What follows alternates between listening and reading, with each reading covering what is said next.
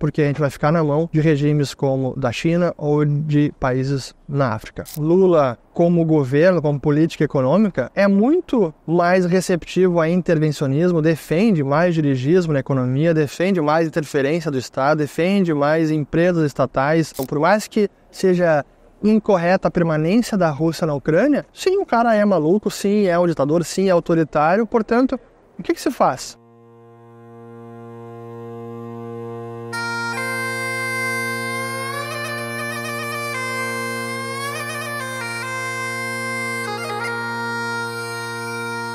Começando mais um Rush Responde, as perguntas que vocês me enviaram aqui na área de membros do canal e também no nosso Instagram, na quinta-feira, dia 7 de março, diretamente de Edimburgo, na Escócia. Foram várias, deixa eu dar meu muito obrigado. E a gente vai encontrar algum lugar mais quente para responder elas, porque, para variar, está frio para burro. Mas vamos lá.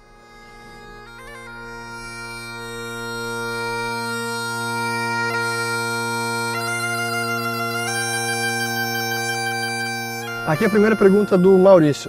Bom dia, Ulrich, ou boa tarde já aí na Escócia. Você poderia indicar alguns livros sobre geopolítica ou história mundial para entendermos melhor como o mundo funciona ou como ele foi moldado, digamos, já que estamos com vários conflitos acontecendo e essa onda de nova ordem mundial? É difícil indicar até poucos livros para entender a história mundial, nova ordem econômica, geopolítica, porque tem tantos elementos para serem entendidos.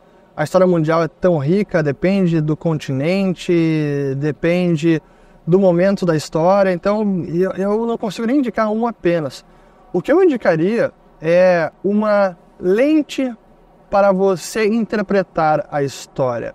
E aí indico o livro do Ludwig von Mises chamado Teoria e História, onde ele ensina não apenas economia, mas uma forma de interpretar fatos históricos com base numa teoria sólida. Eu acho que essa pode ser uma boa indicação. Aqui do Bruno. Como fazer hedge de Bitcoin? Como calcular a quantidade certa para o hedge? Eu não faço hedge para o Bitcoin. Para mim, o Bitcoin ele é o próprio hedge. Ele é o seguro, ele é a proteção contra tudo isso que está aí no sistema financeiro. Então, eu não me preocupo com a volatilidade de preço em dólares. Para mim, eu estou preocupado com quantos Bitcoins eu tenho e pronto. Então, não faço hedge para Bitcoin. Aqui do João Vitor. Na sua opinião, qual é o melhor país para se viver atualmente? Oportunidade de emprego, qualidade de vida e assim por diante. Outra pergunta seria, qual a sua rotina de leitura? Lê só economia e derivados ou também gosta de filosofia e literatura? Começando pela segunda, que é mais fácil. Literatura, infelizmente, eu não tenho esse costume. É uma leitura que não costuma prender minha atenção, então não me interessa tanto. Gostaria de ler mais literatura, mas não é o caso. Então, também leio filosofia, não leio apenas economia, mas normalmente são ou livros técnicos ou livros de história, algo real, ficção, literatura. Infelizmente não, gostaria. E sobre a primeira, o melhor país para se viver atualmente, tem muitas possibilidades no mundo e não dá para considerar apenas esses 3 critérios, as 12 que você colocou aqui, como oportunidade de emprego, qualidade de vida. A decisão de imigrar para um país precisa levar em consideração tantos outros fatores, situação familiar, situação de renda, patrimônio, perspectiva de futuro, se deseja voltar para o seu país ou não. É preciso analisar profundamente as possibilidades. A língua também, se é uma barreira maior ou não, então língua inglesa, ou espanhol, ou português, tudo isso tem que ser levado em conta. Aqui do peças e serviços. Fernando, cite 3 altcoins que você compraria com potencial e probabilidade grande e alta. Nenhuma, eu não compro altcoins, mas se vocês querem saber mais sobre isso, eu recomendo a Paradigma Education, Felipe Santana, porque eles cobrem bastante o mercado de criptos em geral e tenho certeza que lá vocês podem tirar muita informação valiosa, inclusive algumas oportunidades de altcoins. Aqui mais uma dos membros. Você acredita como Michael Saylor numa divisão da história econômica moderna entre antes e depois de Satoshi Nakamoto? Muito interessante a entrevista dele e a Natalie Brunel na Ilha da Madeira. Pois teve uma conferência recente lá e, como sempre, ele é convidado. Eu concordo com ele e tanto é que eu já produzi muitos vídeos sobre isso. Talvez vocês que são mais novos aqui no canal não viram esses conteúdos mais antigos, quando eu falava muito sobre o Bitcoin. E eu acho que eu já falei quase tudo que eu tinha para falar sobre o assunto, e essa questão específica Eu concordo plenamente. Para mim, a invenção do Bitcoin é uma das invenções mais importantes da humanidade. Então eu concordo, sim, quando o Michael Saylor diz que a história econômica é antes e depois de Satoshi. Pela primeira vez, um dinheiro realmente concebido pela mente humana por meio da internet, da era digital, possibilitado pela internet, e a era digital é realmente algo fantástico. Aqui do Fernando da Rocha. Já viu como é a mineração de cobalto, item necessário para a produção de baterias veiculares, aparelhos celulares, etc.? O Congo é a maior produtora. Esse é um assunto importantíssimo. Até hoje de manhã eu estava preparando um vídeo mais aprofundado sobre isso, sobre carros elétricos, e é claro, tem a ver também com a produção de baterias. Porque assim, eu já vi não apenas a mineração de cobalto, mas também de outros minerais raros, cuja maior parte deles está na China e talvez outros países também na África, países não muito democráticos ou não tão livres. E isso que é a ironia dessa transição para energias renováveis ou para energias verdes, é que o mundo desenvolvido, o Ocidente, vai acabar se colocando numa posição de dependência de regimes autoritários onde há pouca ou nenhuma liberdade, ou pouca ou nenhuma democracia, como é o caso da China e como é o caso de países na África. Então a transição verde energética vai se transformar na transição dependendo de regimes vermelhos mais socialistas. Esse assunto merece uma resposta mais aprofundada e dedicado específico sobre transição energética, carros elétricos e mineração de baterias. Mas é importante, porque eu diria que a parte geopolítica dessa transição energética, a Revolução Verde, ela tem sido subestimada pelos países que pouco a pouco começam a se dar conta das repercussões de focar 100% em carros elétricos, baterias, porque a gente vai ficar na mão de regimes como da China ou de países na África. Aqui do Tio Patinhas Bitcoinheiro, ele sempre faz pergunta aqui, ó. Por que os Estados Unidos ainda gastam horrores sendo a polícia do mundo? Os ganhos de manter as rotas comerciais abertas realmente compensam o custo do exército mais poderoso do mundo?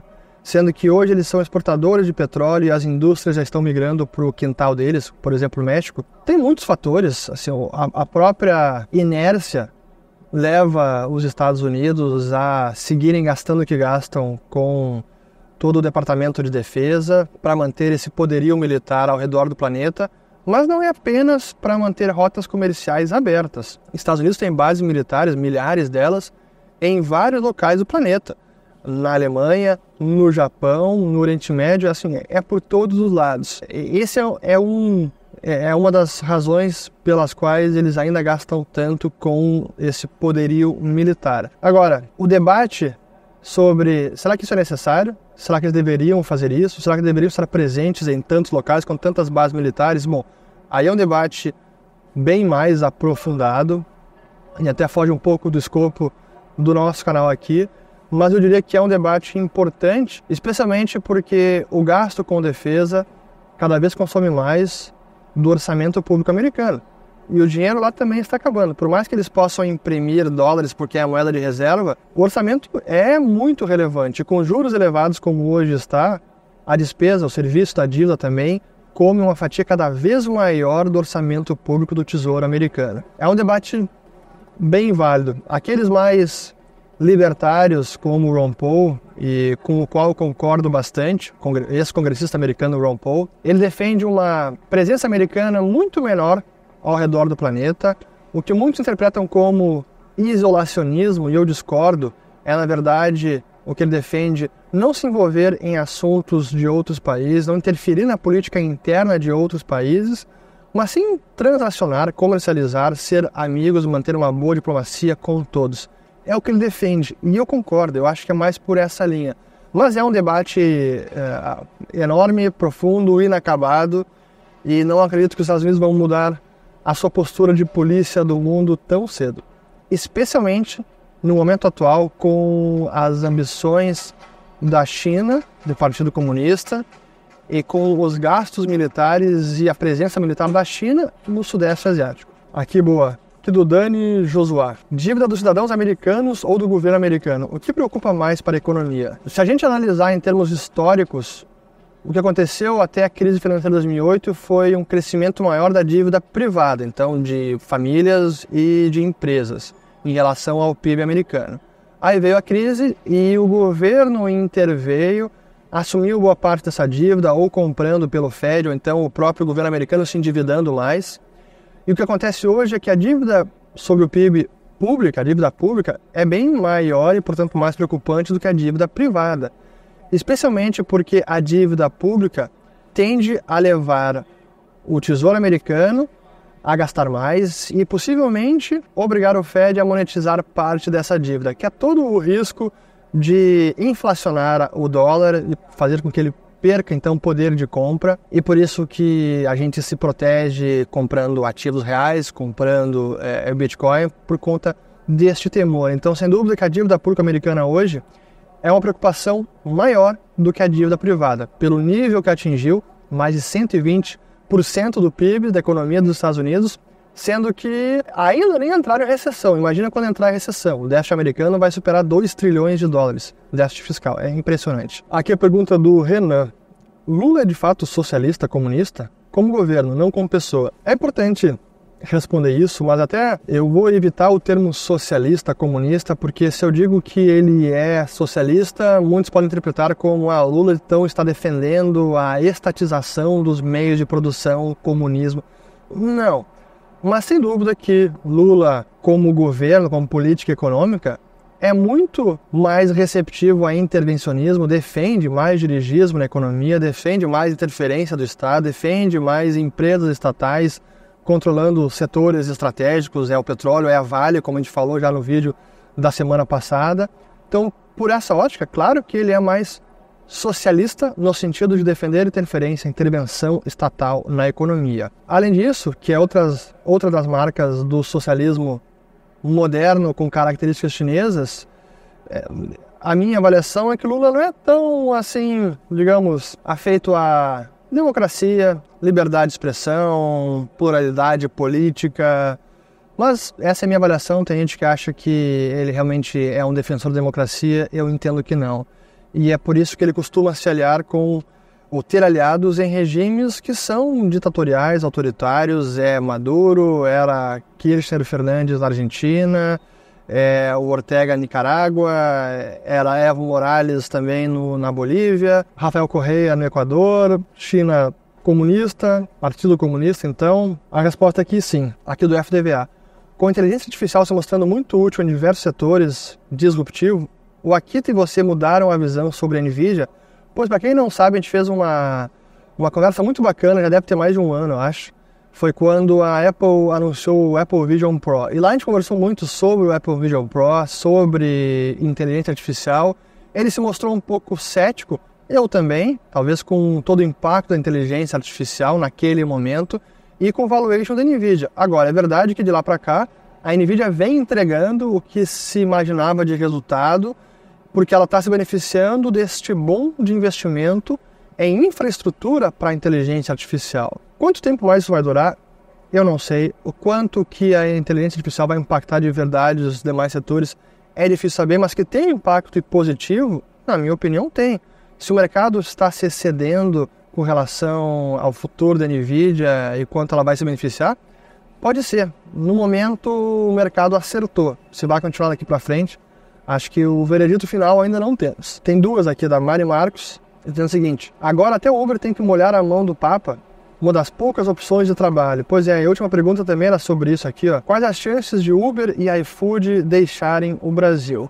Pois bem, esse é o projeto de lei que foi apresentado pelo governo e que é muito defendido não apenas por Lula, mas pelo seu ministro de Trabalho, Luiz Marinho. Novamente, é a visão mais socialista de interferência, de que as leis trabalhistas realmente protegem o trabalhador, quando na verdade impedem a criação de novos empregos e acabam marginalizando o mercado laboral. Protegem aqueles que já estão empregados, mas impedem que outros possam ser empregados. É uma visão estática até de economia, porque o mundo está mudando, a economia é dinâmica, as empresas, os setores, as oportunidades mudam, e é preciso que os trabalhadores também e as empresas tenham essa flexibilidade para reajustar a mão de obra e alocar recursos, capital humano também, onde eles realmente são demandados. E quando não há essa flexibilidade, ou quando há muita restrição, o que acontece é a criação de menos empregos. e não a proteção dos empregos e a criação de mais empregos. Na tentativa de proteger os empregos, acaba minando a criação de novos empregos e marginalizando aqueles que ainda não têm empregos. E essa lei, que é uma tentativa de, ainda não é estabelecer um vínculo empregatício dos motoristas de aplicativos com a empresa, ou então de iFood. Mas é um passo nessa direção.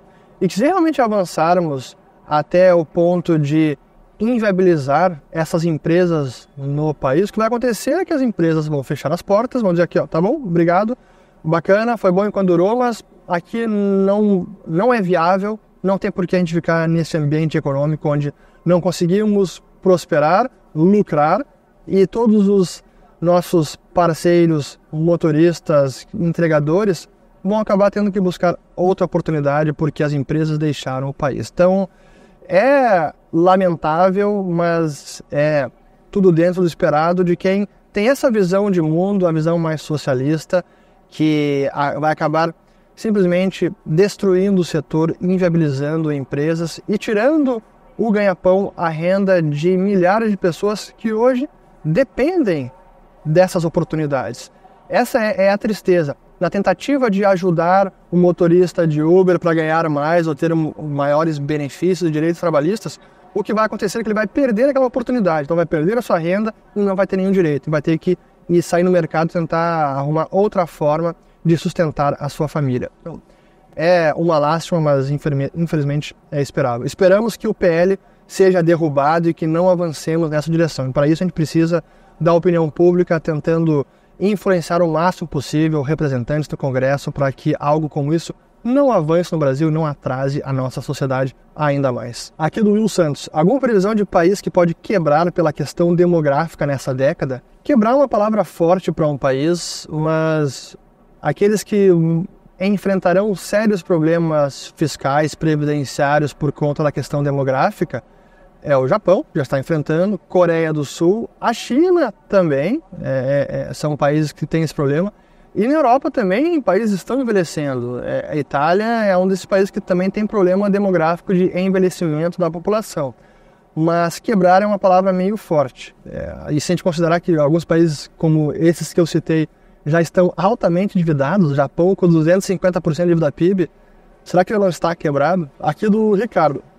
Pobreza atingindo níveis recordes na Argentina. O que está acontecendo? O que está acontecendo na Argentina é resultado de décadas de intervencionismo, de peronismo, ou como o Milei define, o socialismo que foi praticado na Argentina. O que o governo dele está fazendo neste começo é adotar as medidas para recuperar a economia, e dentre elas foi as medidas de desvalorização da moeda, que foi reconhecer o quanto já tinha sido desvalorizado o peso.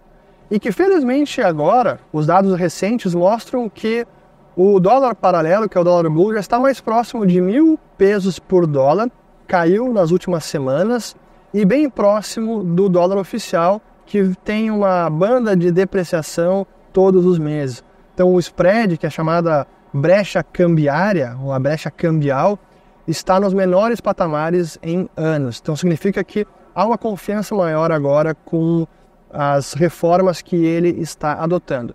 Mas infelizmente é um processo que precisa ser realizado, mas não resolve da noite para o dia. Achar que o Milei, nem ele tinha essa pretensão, ele sabe que não funciona assim, que ele ia conseguir resolver o brutal déficit fiscal do país e a inflação e retomar o crescimento econômico da noite para o dia, não funciona dessa maneira. Mas as reformas foram iniciadas e, especialmente no curtíssimo prazo, existem essas consequências de desvalorização da moeda, disparou a inflação logo no primeiro mês, mas agora já começa a estabilizar.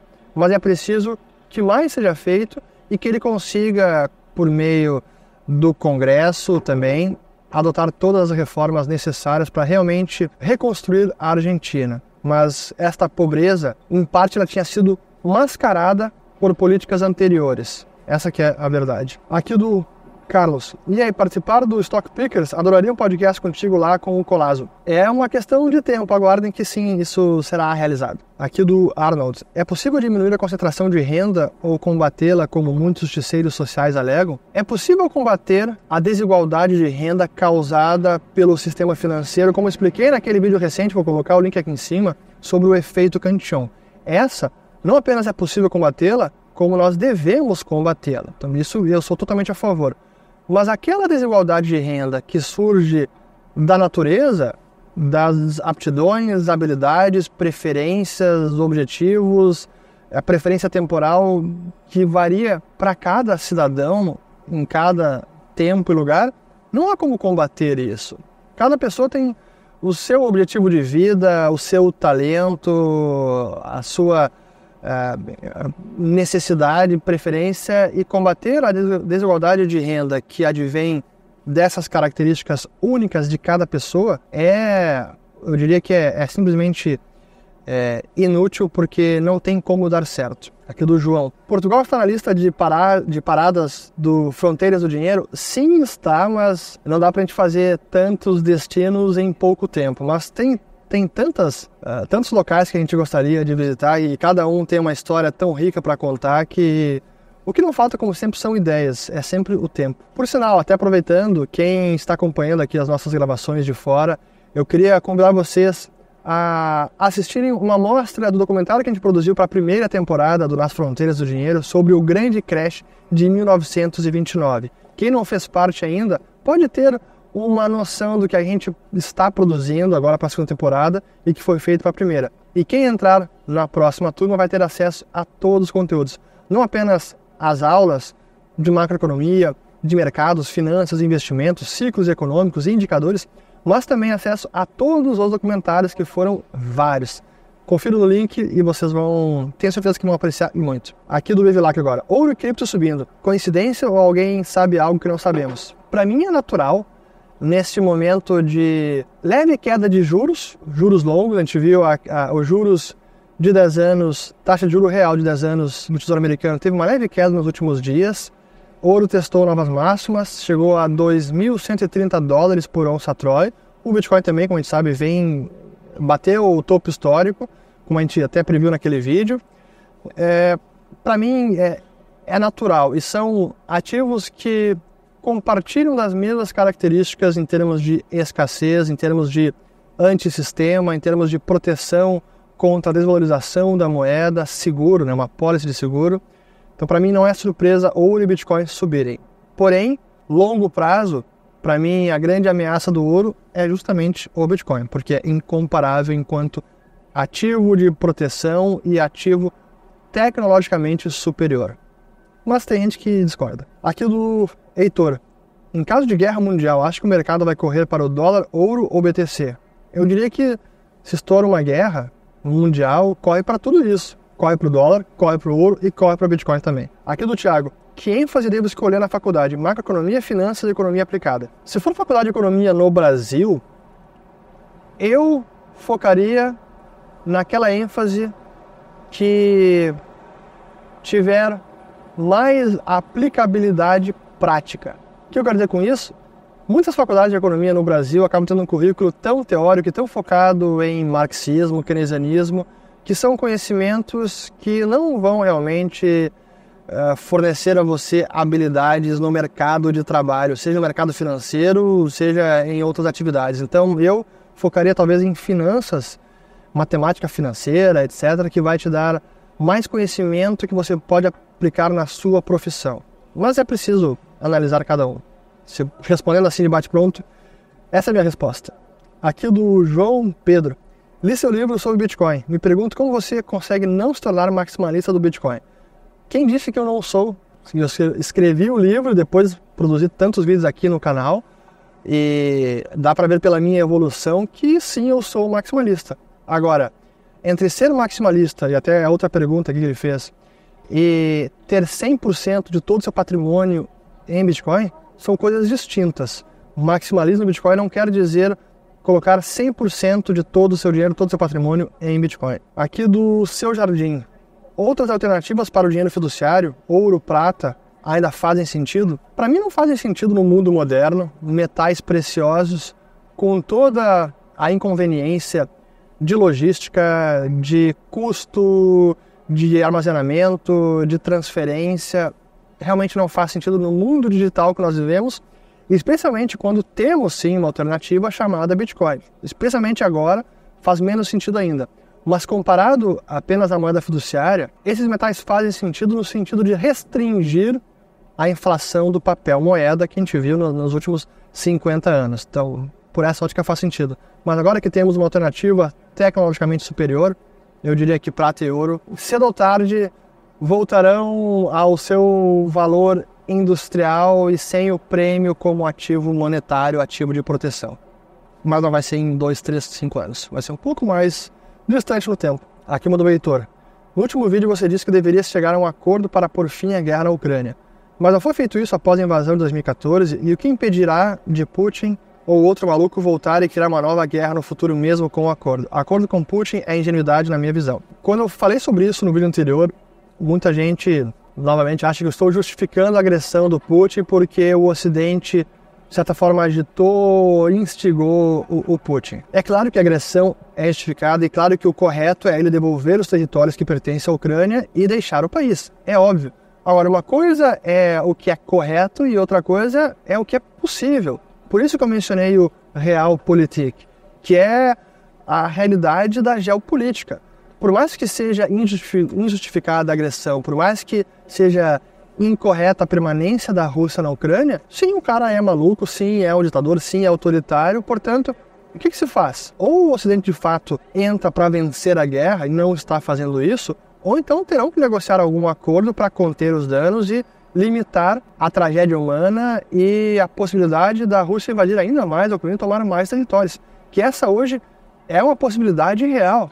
Então, realmente não há alternativas, escolhas fáceis. O que eu estou defendendo o que eu defenderia é um cessar-fogo e logo acabar com a guerra, dentro do que é possível. O que é correto, o que é ideal, infelizmente, hoje eu não vejo como possível. E o Ocidente não está, de fato, ajudando a Ucrânia ou querendo se envolver para acabar com a Rússia, porque também sabe das consequências. É uma potência nuclear. Então, lidar com um maluco que tem arma nuclear, será que realmente esse seria o movimento correto do Ocidente? Entrar para valer numa guerra com Putin? Eu não tenho a resposta e ninguém tem a resposta hoje, mas é preciso lidar com a realidade como ela é. Acabamos, não tem mais perguntas, foram várias. Mais uma vez, muito obrigado, espero que tenham gostado. Se inscrevam no canal, compartilhem também o vídeo, ativem o sininho. Quem não é membro, se torne membro, porque tem muito conteúdo exclusivo e inédito, em que a gente aborda até com mais profundidade conteúdos que não são trazidos aqui no canal principal. Espero ter gostado e voltamos no próximo, que não sei de onde será. Talvez de Amsterdã, que é o nosso próximo destino. E agora a gente precisa colocar as luvas, está frio pra burro. Um pouco menos que lá no castelo de Edimburgo, mas ainda está muito frio. Valeu, obrigado, até a próxima.